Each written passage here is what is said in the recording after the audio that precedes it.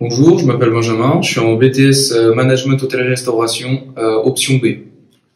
Alors, l'option Management d'unité de production culinaire vise à maîtriser des techniques culinaires propres aux différents types de restauration, tels que traditionnelles, gastronomiques et collectives, optimiser les achats d'aliments en fonction des paramètres comme la météo.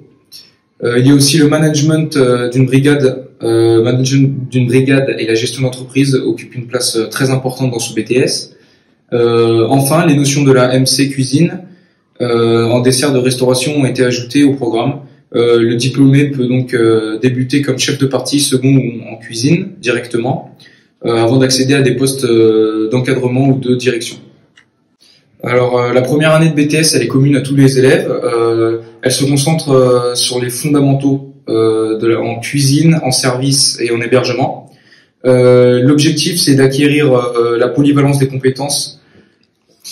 Alors, pour accéder au BTS, il faut avoir fait soit un bac pro cuisine ou service ou commercialisation, ou encore un bac STHR, donc un bac techno. Alors, en ce qui concerne les bacs STMG et général, il va falloir passer une mise à niveau avant de partir en BTS, et c'est obligatoire. Pour entrer, les compétences attendues pour entrer en BTS MHR2, donc en option cuisine, s'intéresser tout d'abord au métier de la restauration et de l'hôtellerie, disposer de compétences relationnelles propres au métier des services et de la relation client, disposer de compétences pour travailler en équipe dans le cadre d'une démarche de projet, disposer de capacités d'organisation et d'autonomie, disposer aussi de compétences en matière de communication écrite et orale, disposer de compétences dans au moins 2 langues vivantes étrangères, dont l'anglais comme langue obligatoire, être capable d'adopter des comportements et des codes professionnels. Alors, tout d'abord, on a les enseignements d'économie et de gestion hôtelière pour les matières principales, l'entrepreneuriat et pilotage de l'entreprise hôtelière, le management de l'entreprise et marketing des services, et pour finir, il y a aussi un projet à réaliser au cours de la 2e année.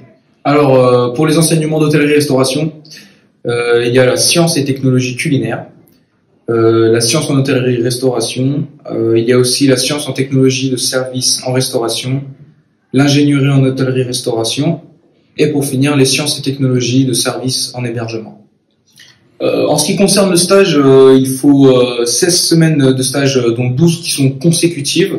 Pour ma part, j'ai trouvé un stage au Canada. C'est pendant 4 mois.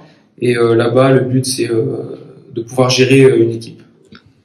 Ce BTS permet d'accéder rapidement à des postes à responsabilité dans une entreprise d'hôtellerie-restauration, une unité de production de services d'un grand groupe ou un cabinet de conseil en ingénierie, ou dans une entreprise de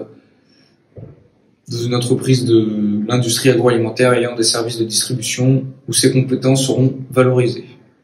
Pour les métiers, du coup, on peut partir directement après le BTS en cuisinier ou cuisinière, chef ou chef de cuisine de partie, commis ou commise de cuisine, gérant ou gérante de restauration collective.